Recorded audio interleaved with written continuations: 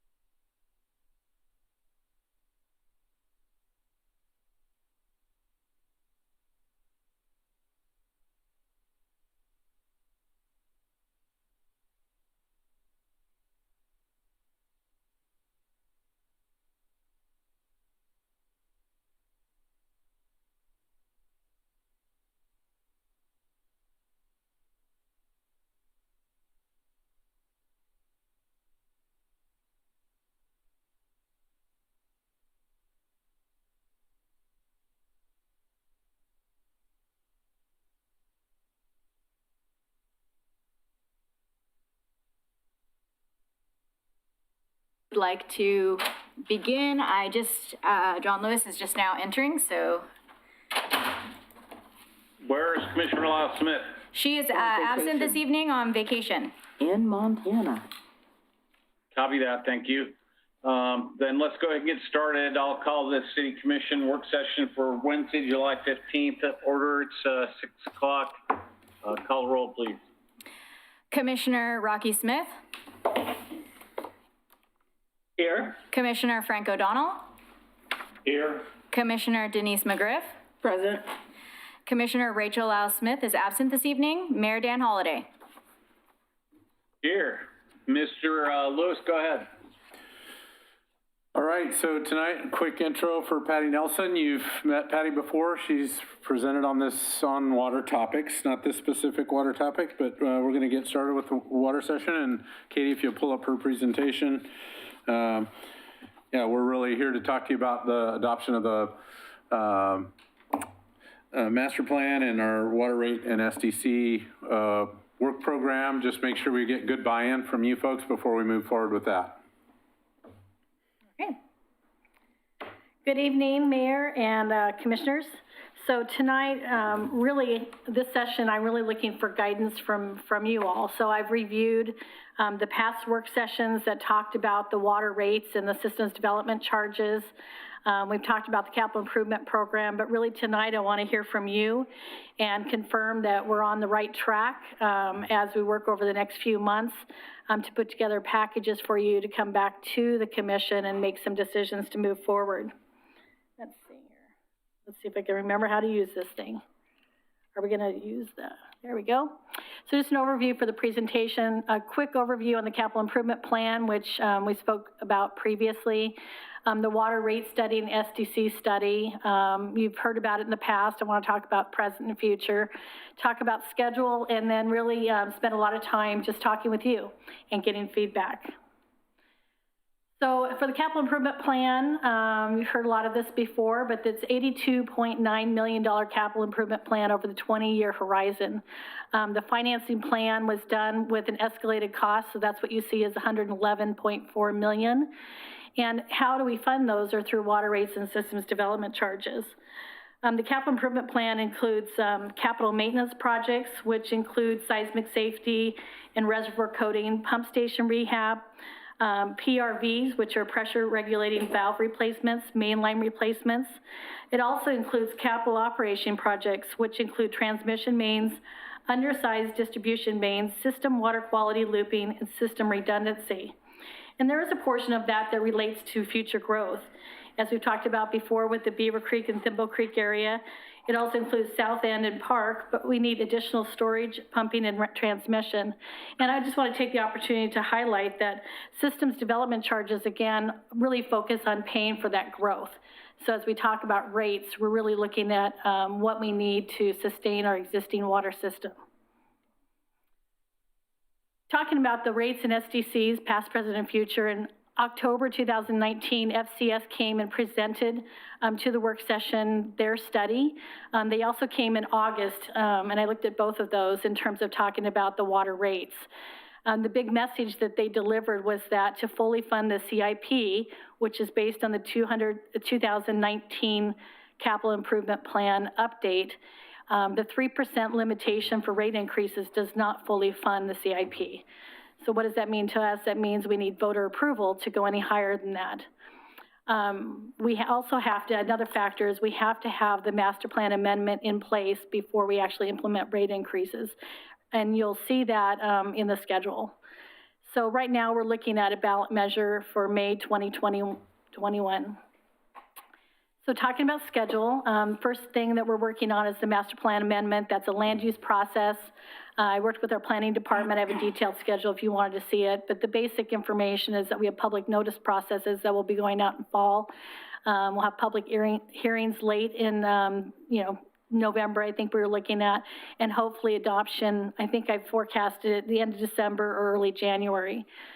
After that, shortly after that, I'd like to get moving on the systems development charges. I think previously the water rates and SDCs were brought to you together.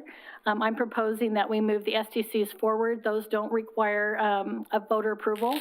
It's something that you have the authority to go ahead and approve. It's in your interest to move ahead with them, because the sooner we get those in place, the sooner we can have the development community paying the costs that they need to pay to support the improvements. So what I'm shooting for is to have those SDC updates done shortly after the amendments completed, say January or so, and have those rates in place before spring and summer development season. And then following that, with the rate review and rate updates, looking to an election as kind of the driver for the schedule. We have a number of public outreach that we have to do, as well as the election looking at May 18th. And then I was just throwing out that probably new rates would be in effect. I don't know what your cycles are here, but I'm thinking like July 1st makes sense, but oops, I want to go back. So I put this prompt in here for commission concurrence, because I did want to see if the commissioners had any comments or concerns with the proposed schedule and moving ahead with SDCs ahead of water rates. Any questions? Sure. Commissioner O'Donnell. Well, a couple of things. It was never a good idea to combine SDCs and water rate increases in the same package. So I'm glad someone's come to their senses. SDCs, even in the way you're talking now, it's going to take 6 months to update them. The sooner the better. The argument has always been that new development does not pay for itself, particularly residential development.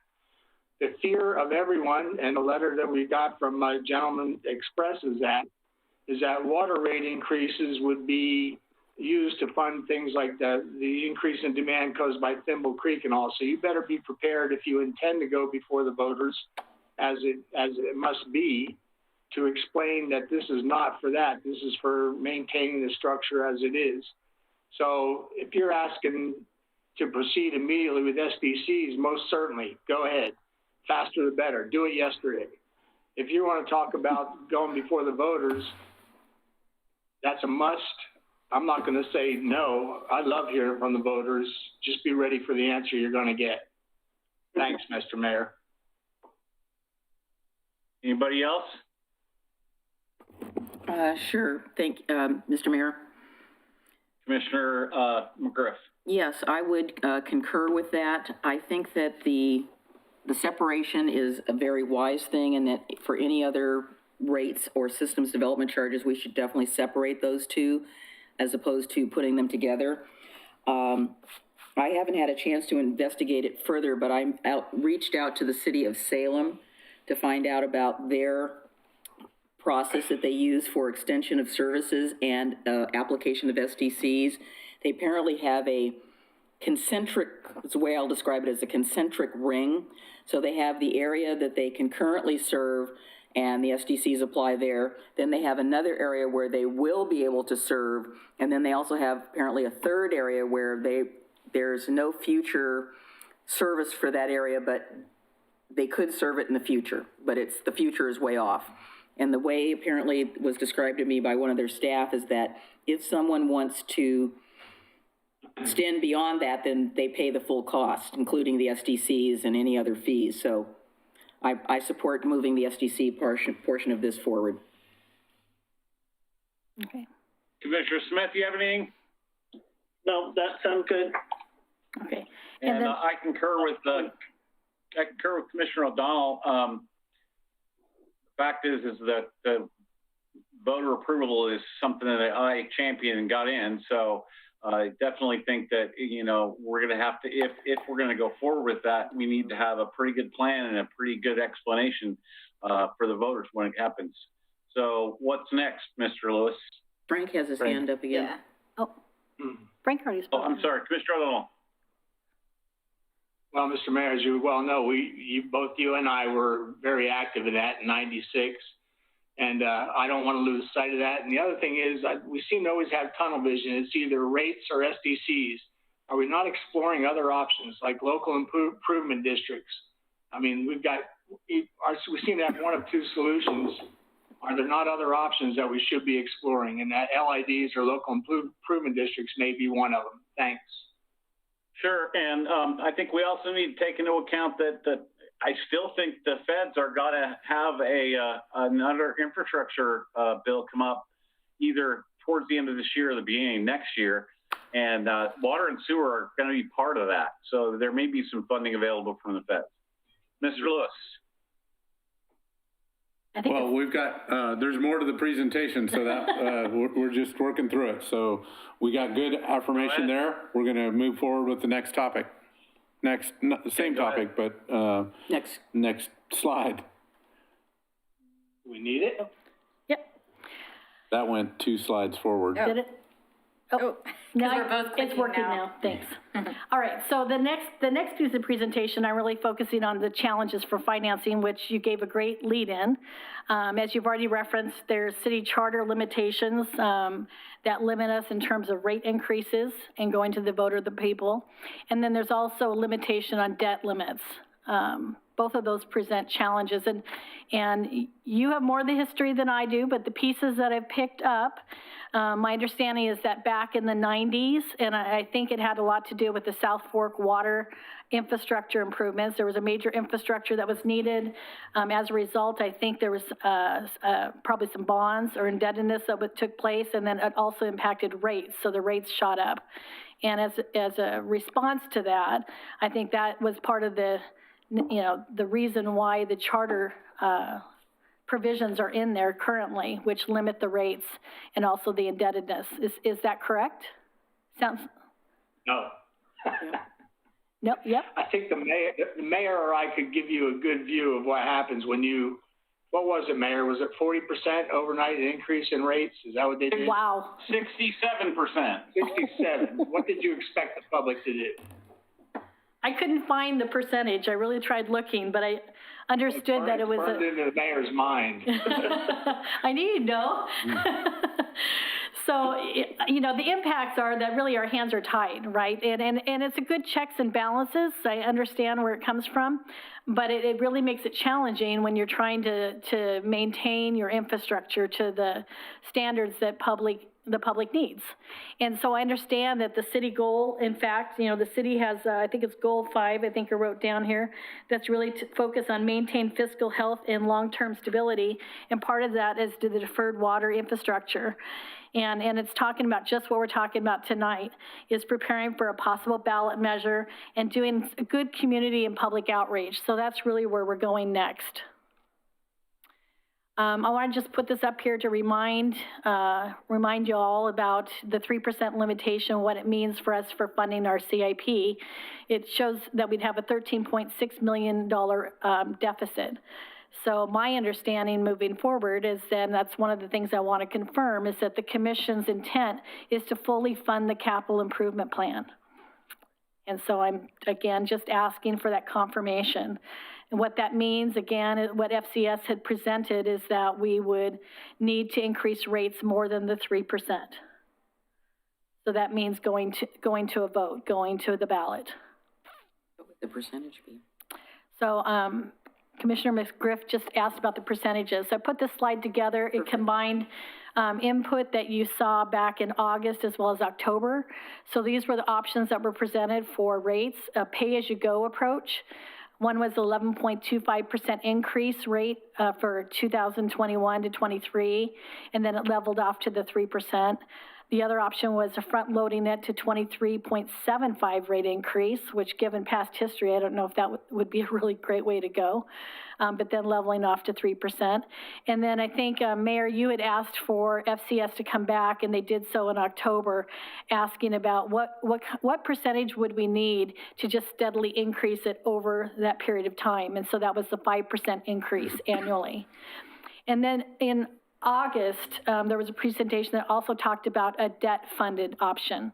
And I didn't hear a lot of conversation from the commission on that, so I wanted to throw that out here too. But debt funding, and we do have a big portion of the CIP cost in this first 5-year window. A lot of times when you have a large cost output that you need, you'll take out a loan, right? Sell some bonds, take out a loan. and take out a debt. So in that option that they presented, it limited the rate increase to 4%. But of course, the cost increases because you're paying interest on that money. But that is an option out there. And they had the 4% rate increase to 2030, and then it would level off to 3%. And they also ran a front-loaded option, which was 11% in 2021 and then leveling off to 3%. So I'd just like to hear some thoughts from the commission in terms of, on these options. Are there ones that, no, we don't need to talk about them any further? And which ones do you really want to see when we come back and seriously consider? Or are there things that we're not looking at here?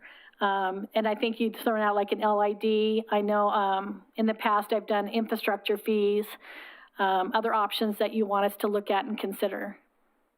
So I open the table to you. Anybody? Sure. Commissioner O'Donnell. My first answer to these is, what do I want to see? And the answer is none of the above. But the reality is you're going to want to try to do something, and you're going to want to run it past the voters and get their approval. And the larger the initial increase, the less chance you're ever going to have. So you guys got to develop the tactics to see if you can get voter approval. That's up to you. I don't quite understand debt funded. Are you telling me that I can do a 4% rate increase instead of the allowable 3%?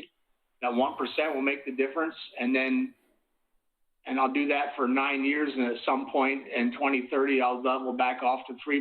Is that what you're saying? That's my understanding of their proposal. And again, when we come back to you, I'll have FCS here so they can answer more specific questions like that. Yeah, well, understandings and reality, we need to make sure that it's more than an understanding. So when the time comes, that's what we're going to want to hear. Other than that, if you're going to go before the voters, you absolutely have to convince them that current residents are not paying for future development. And that future development under the SDCs or whatever additional fees you want to put on, or LIDs, let them pay their own way. And that's the argument you're going to face when you go before the voters. So that's my input on it, and that's all I need to say for tonight. Thanks. Thank you. Commissioner McGriff? Yes, thank you, Mr. Mayor. I feel similar to Commissioner O'Donnell's. I don't think that given the circumstances that we find ourselves in, I think a rate increase of any amount would not be well received by the public. If this was a different circumstance and we weren't in the middle of COVID and everything else, maybe we might have a chance. But I think that the likelihood of that is kind of zero.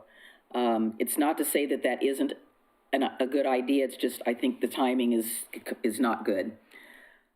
My concern, as always, has been the same as what Commissioner O'Donnell stated, is that while we have our development community who has concerns and some complaints about the fact that SDCs are high and this is high and that is high. If we don't have the ability to serve, and we know that we would like to serve, then I think we need to look at alternative methods. And I really think that, I don't know if we can require an LID, but we can strongly suggest it. Or if somebody wants to develop, then they pay the full cost of it, knowing that in the future they will be able to get their money back. It's just a matter of when that would happen. We will not be able to give a guarantee. So I think those are two options that I would want to explore a little more.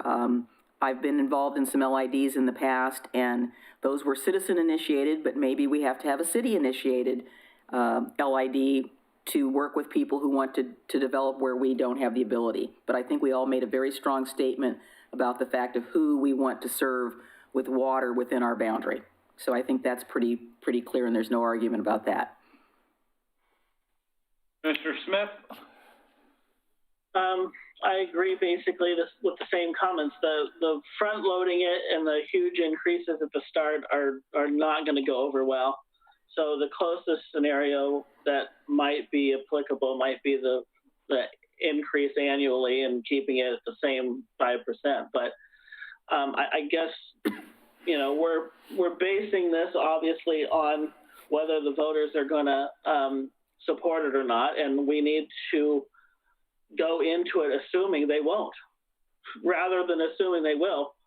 And we better have multiple plan Bs and Cs to figure this out, because I see a very slim chance of this being supported, especially in the situation we're in currently. I think maybe prior to all the other situations we find ourselves in now, the steady 5% might have been acceptable to the public if it was, if the education piece was there and we were able to really, tell the public exactly how we're using it and what the needs are. But I think we need to really be prepared for other options, because I don't think it's going to go over well. Okay, and I agree with all the comments that have been presented so far. The only thing I would have to say is I don't see any point in discussing any further a debt option. I just don't see the increase, just having the increased cost of the debt service doesn't really make any sense. Mr. Mayor, I would like to just to see the information, even if we don't have any further discussion with it. I think it would be worth our while, because it is an option, and I think if we can get some more information from, is it FCS? FCS, it gives us another tool, even if we don't use it, but we have the information, and I would like to see the information about what that means. What's that going to cost? It's within the existing contract. Yeah, I mean, FCS is going to help us wrap this up regardless, so that's not anything that's I don't think he heard you concern. say that. All right. What's next? All right. So communication and public outreach, I think that's a huge part of this. If you haven't noticed, what we've been trying to do is in the Trail News is have an ongoing article that's focusing in on the water system. This upcoming edition, we're focusing in on our operation and maintenance folks. And really the idea is to inform, our ratepayers and our citizens, what is our water system? What are they paying for? So that when we do come knocking on the door and asking for an increase, that they understand where it's going. Another piece of that is we just went to the Community Involvement Committee on the 6th. That was just introducing the topic, but I can fully see us coming back and keeping them in the loop as well. And then another tool that other agencies have used is called a story map, where they work on their website and actually have a page for the water system. And we're working with our folks to develop something similar where it'll actually have tools in there. People can go in there and click and understand information on the water supply. Where does the water come from? Where does the water go? So the reservoirs that people are seeing in the neighborhoods, understanding how the water gets to their house. And then a lot of agencies have like a provision in terms of like emergency response and things like that. So I think that'll be a good tool also to tell our story. And again, it's trying to educate, the public on what they're getting for their money. So I think I've heard a lot of feedback from you. Let me see if I can summarize it, and if I've got things wrong, let me know. For the rate options moving forward, my sense is let's not look at the front-loaded options. Those aren't popular, especially not right now. I'm recognizing that to fully fund the CIP, we're going to have to do something. Come back here with a rate option that would have the steady increase over time. The debt option is still on the table, at least to discuss, so we'll present that. And then I'll talk with our finance folks and some of our team members to talk about, are there other options? You threw out LIDs as an option. I know I know of a couple other tools, but at least we can look at those and come back to you with a full, options to look at. For public outreach, I'm really looking to you in terms of if you had any feedback in terms of best ways to reach out to your community and how best to build the support that I think we need for this. I don't know if it's what's most effective, if they're neighborhood meetings, if people are, what the best forum is, but I think that's a really important part to have a conversation with the ratepayers. And then finally on the ballot measure, right now, I threw these out. So either we're going for a rate increase of some kind. The indebtedness, Mayor, I heard you that you're concerned about that. So I guess those two questions will be resolved when we come back with our financing options. But I also wanted to throw out a thought about the charter amendment, and maybe, and I wanted to get some feedback from you, if you were open to even a charter amendment raising the limit to 5%. 3% seems very low, just coming in new to the city, and again, it was set back in the 90s. And if I understand, back in 2012, I think there was a discussion to try to raise it to 8%. 5% to me seems pretty reasonable. It's something that's consistent, I think, with West Lynn. It still provides that checks and balances, you know, from the public standpoint, that there's a threshold. But to me, it's more representative of what you would see, you know, in current years. So I just wanted to throw that out and see if there's a heartache about that. Okay, well, I have two comments. One is I wouldn't support a charter amendment raising the limit, period. We put it there for a reason, and that was to make sure that staff was doing the work to make sure that they were funding, you know, the things that they absolutely needed to have. Because in the prior 10 years before that, they hadn't raised rates at all. And then all of a sudden they had to have a 67% increase. So the point is that we should be raising rates, you know, every year to a certain amount, but I wouldn't support changing the charter. If we want to go out and ask the folks to fix this problem, that's fine with me. The other thing we didn't talk about was, what about reducing the capital improvement plan? Is there stuff in there that we don't absolutely have to do in that time period? Commissioner O'Donnell.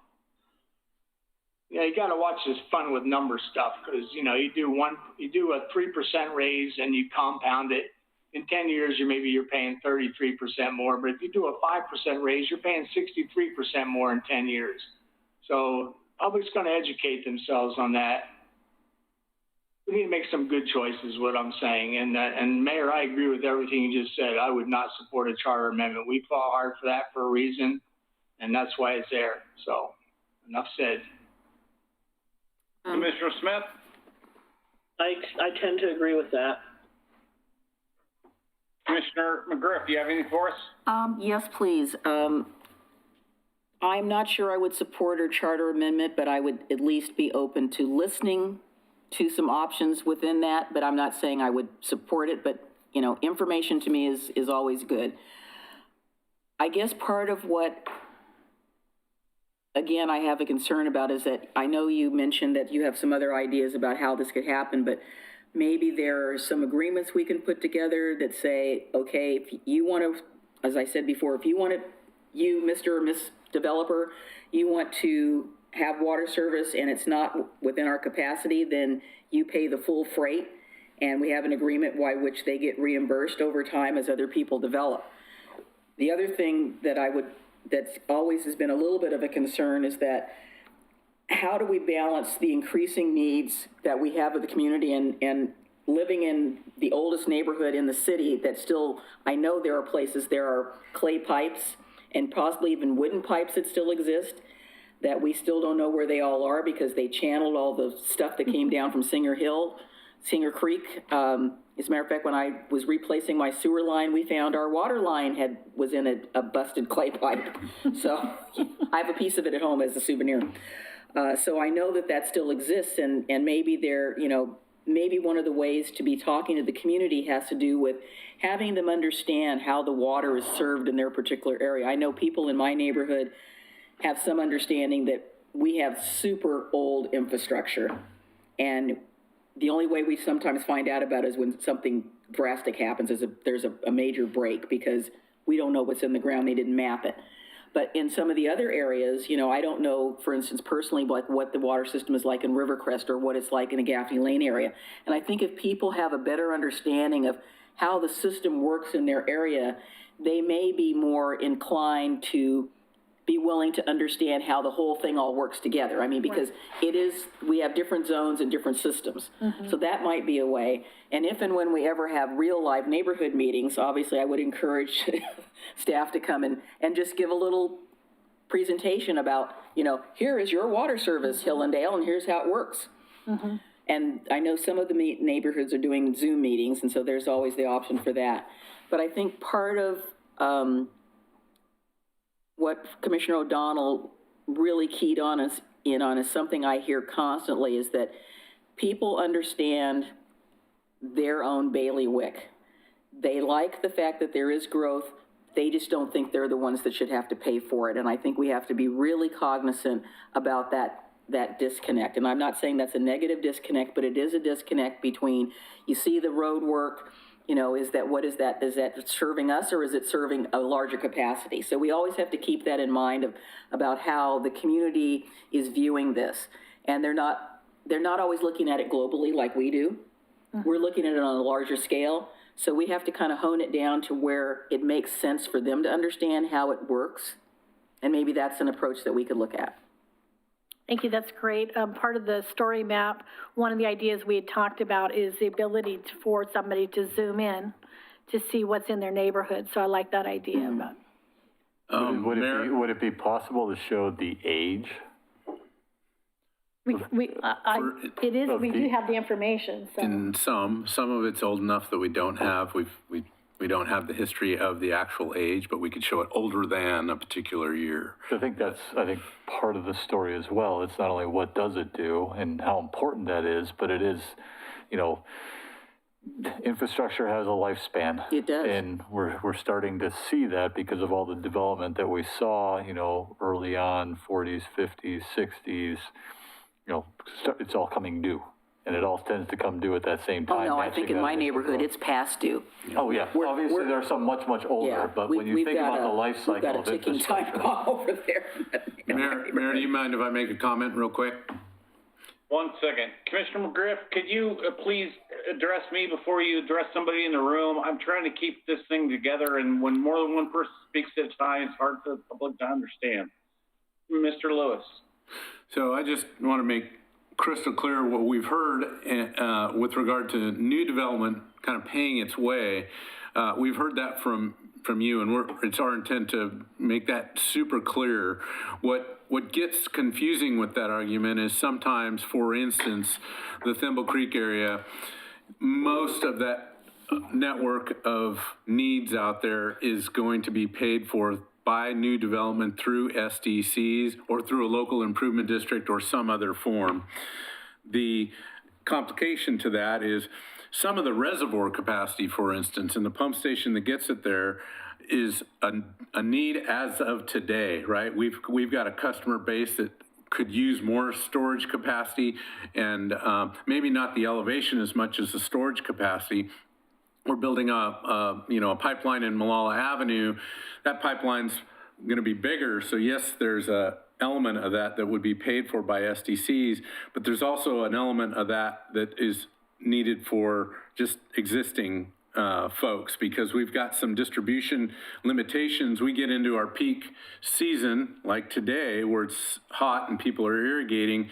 We see not only high pumping rates, but we see higher pressures within our system as we try to move water to those reservoirs. So it does get a little bit where we rely on that consultant and a hydraulic model to say, this particular pipeline needs to be upgraded, and 50% of that needs to be paid for new development, and the other 50%, those kind of scenarios are things that we look at, but it does kind of confuse some things as well. But I think we can make the argument that this city has a variety of, whether it be existing reservoirs that aren't seismically, don't meet a seismic standard of today, whether it be our pressure reducing, Oregon City's built on elevation, so we've got a lot of pressure reducing valves. One of those fails and we see pressure spikes throughout the system, and that's a problem too. So the good thing about the master plan is it has incorporated a lot of those projects in,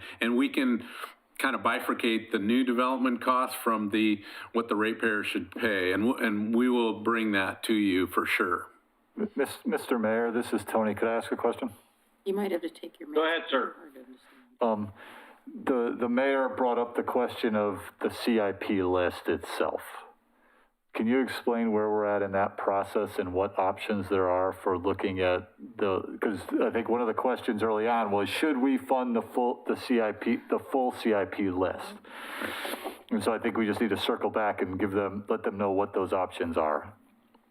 Yeah, so normally it's a very, very long list of things, of projects. We can group them and talk through them. There's, it's not loaded with a lot of, or any projects that are not necessarily something that we feel like we need. But we can dive as deep into that as the commission would like. It's just, it usually gets down into the details, and that often we aren't able to take the time to go through. But we want to look hard at that. When we put that master plan together, we looked really, really hard at that because we didn't want to over ask. But at the end of the day, it's still a big ask. My sense, and again, I'm sorry. Am I up? You're up, sir. Well, it's an interesting argument Mr. Lewis makes, and it's hard for people to understand that, their water service is fine, and if you're going to say 50% of the redo is because we need to do it to avoid potential failures, that makes sense. And people might say, okay, I can buy into that. But here's the other thing you have to remember. And in the absence of being able to provide a critical service, and water is a critical service, development will not occur. So these developers need to have a vested interest in being a participant in that, even if it does take an LID type format or payback over time where they do the initial investment and get reimbursed.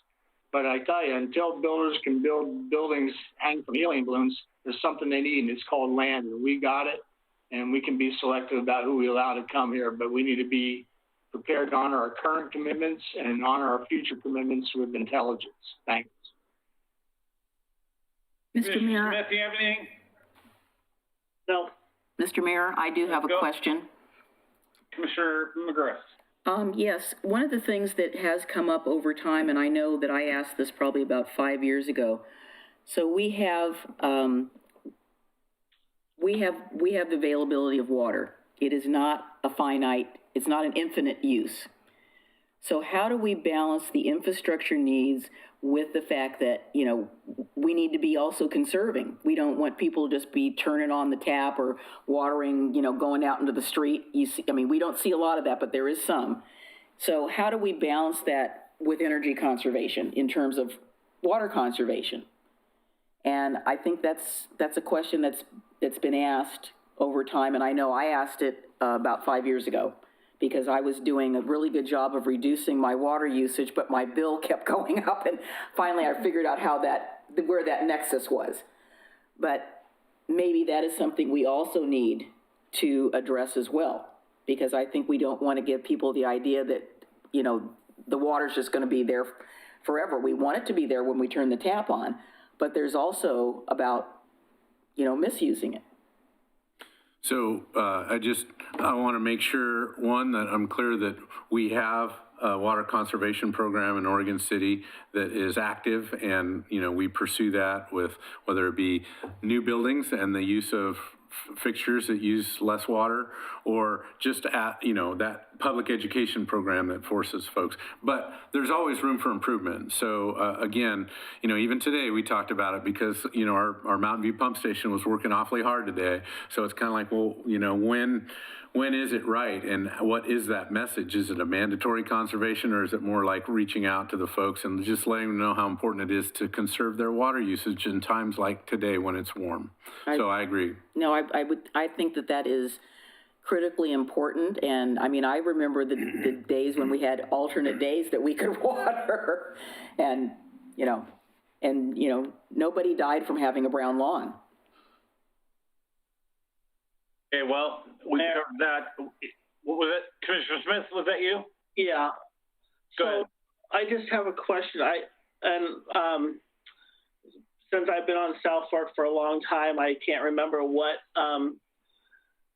group discussed this, but I thought at one point we were really discussing tiered rates based on usage.